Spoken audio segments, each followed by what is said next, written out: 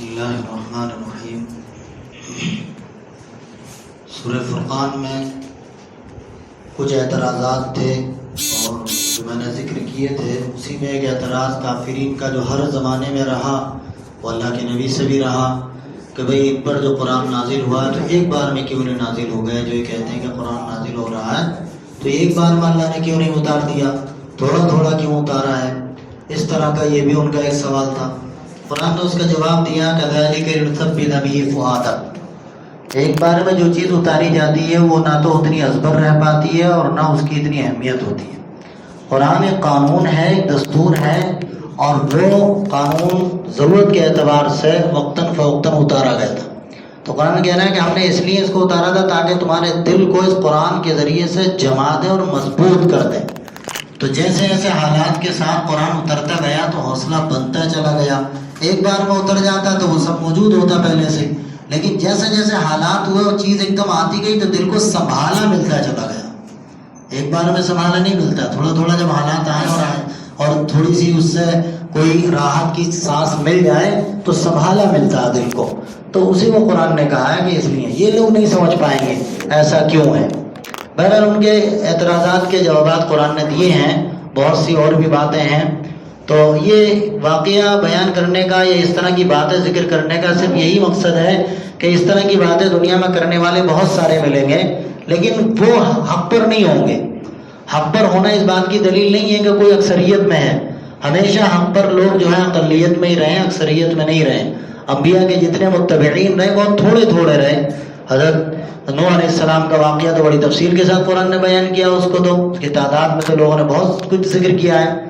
اس کے بعد اسی صورت کے اندر اللہ نے چونکہ سورہ مومنون میں کامیابی کی کچھ علامتیں ذکر کی گئی تھیں اور پھر قرآن انہی لوگوں کے لیے اترا جو اللہ پر ایمان رکھتے ہیں، تو پھر جو کامیاب اللہ کے بندے ہیں ان بندوں کی کچھ خصوصیات ذکر کی ہیں قرآن نے۔ ایک باقاعدہ پورا رکوع اسی نام پر ہے کہ عباد الرحمن الذین یمشون علی الارض، کہ جو اللہ کے کامیاب بندے ہیں، جو یہ ایمان رکھتے ہیں، جن کا توحید کا عقیدہ جن کا پختہ ہے، وہ لوگ ہوں گے کیسے، ان کے اعمال کیسے، وہ دکھیں گے کیسے۔ تو قرآن کہتا ہے کہ وہ لوگ اس طرح ہوں گے کہ وہ زمین پر بھی چلیں گے تو اکڑ کے نہیں چلیں گے، وہ بیکار کی باتوں میں ہر ایک سے نہیں الجھیں گے۔ ہم لوگ جو ہوتے ہیں نا ذرا سی بات میں ایک دم الجھ جاتے ہیں اور بس شروع، یہ بھی نہیں دیکھ رہے کہ ہمارا مخاطب کون ہے۔ یہ آپ ایک پڑھے لکھے سمجھدار آدمی ہیں اور آپ اس آدمی سے الجھے ہیں جس آدمی کو کچھ معلوم ہی نہیں اور وہ ایسی بات کر رہا ہے جس کا اس سے کوئی تعلق بھی نہیں۔ اب آپ اس کو مار دلیل دیے، دلیل پہ دلیل دے رہے ہیں، دلیل پہ دلیل دے رہے ہیں، اس کو کیا فرق پڑے گا؟ آپ اپنی انرجی ویسٹ کر رہے ہیں۔ تو یہ اس کو قرآن کہتا ہے یہ حماقت ہے، یہ عقل مندی نہیں ہے۔ عقل مندی یہ ہے کہ بات وہاں کرنی چاہیے جہاں آپ دیکھتے ہیں کہ سامنے والا سمجھنے کی کوشش کر رہا ہے، یہ وہ اس معیار کا ہے۔ تو اس سے یہ بھی پتہ چلا کہ آدمی سے بات جب کریں تو اس کے معیار کا خیال کر کے کریں۔ ہر آدمی سے، عربی میں ایک شعر ہے اور اس کا محاورہ مشہور ہے کہ کلیہم الناس علی قدر عقولہم، کہ لوگوں سے جب آپ بات کریں تو ان کے عقل کے معیار کو ضرور بھانپ لیں۔ اب پتہ چلا ایک بچہ ہے چھوٹا سا، اس کے بعد نہ عقل نہ شعور، ہم اس کو کیا کہتے ہیں بڑی بڑی سائنسی چیزیں بتانا شروع کر دیں، قرآن کی باریکیاں، تفسیر کے اصول بتانا شروع کر دیں کہ یہ آیت ناسخ ہے، یہ آیت منسوخ ہے، ہم خود نہیں ہم اس کو بتانا ہے، وہ کیا سمجھے گا؟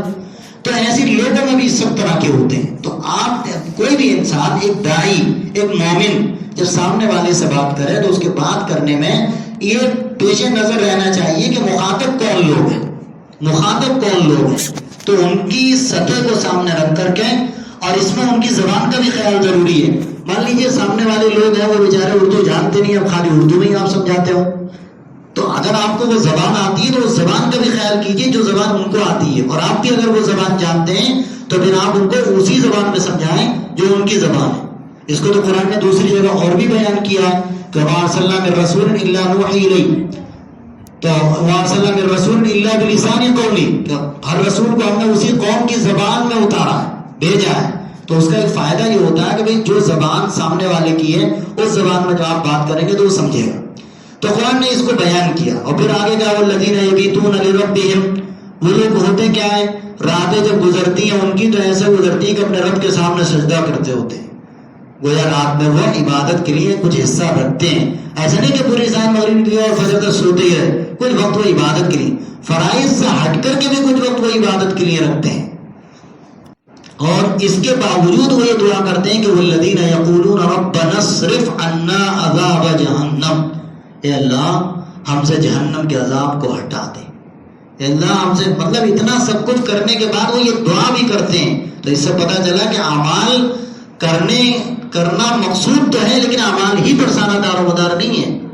اللہ کا فضل بھی ایک چیز ہے، تو اس لیے اللہ سے دعا بھی کرنی چاہیے. قبولیت بڑی چیز ہے. تو ابھی جب یہ دعا کریں گے تو وہ اعمال قبول بھی ہوں گے. کہ ربنا اصرف عنا عذاب جہنم ان عذابها کان غراما، اس کا عذاب جو بڑا خطرناک ہے.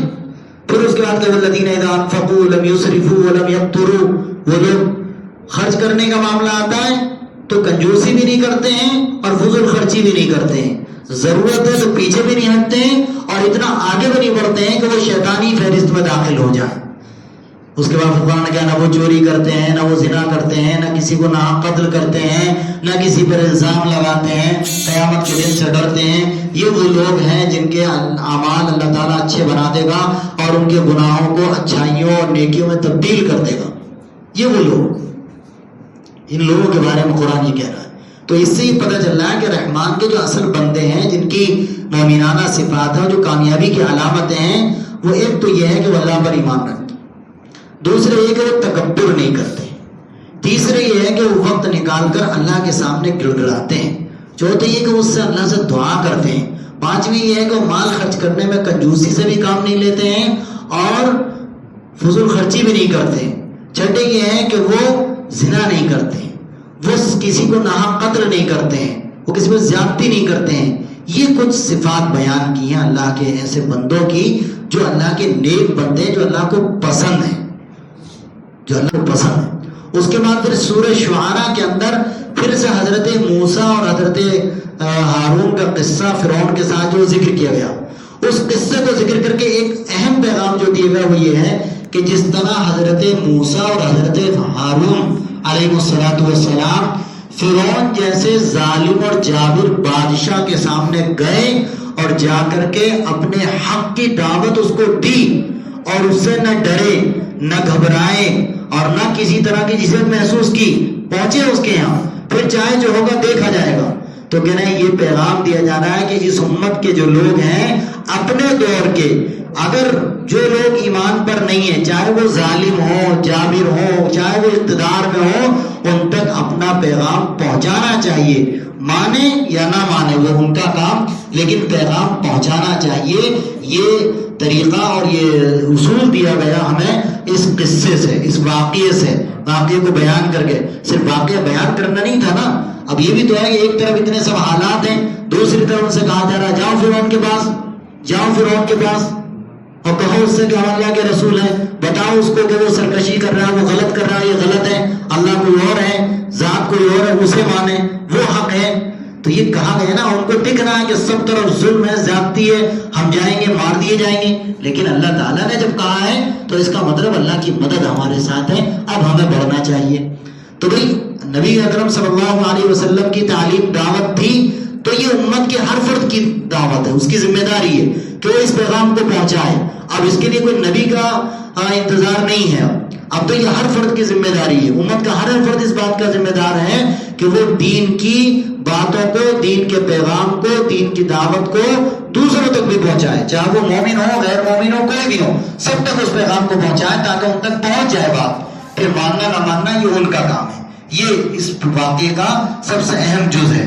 اس پھر الگ الگ قوموں کے تذکرے دیے اور وہ تذکرے پھر اسی لیے دے دیے، پورا ایک ایک رکوع الگ الگ ہے. سورہ حضرت نوح کا، حضرت ہود، حضرت صالح، حضرت شعیب، سبھی سب کے ذکر آئے. ان سے ہی بتانا ہے کہ دیکھیے انہوں نے جا کر کے پیغام پہنچایا اپنا، کہا کہ میں اللہ کا رسول ہوں، میں تم کو دعوت دیتا ہوں کہ ایک اللہ کو مان لو، اور جو میں یہ دعوت دے رہا ہوں میں اس پر تم سے کوئی بدلہ نہیں لے رہا، کوئی تم سے اجرت نہیں مانگ رہا، کوئی اس پر جزا تم سے نہیں مانگ رہا، بس میرا یہ پیغام تھا جو اللہ نے دیا میں تم تک پہنچا رہا ہوں.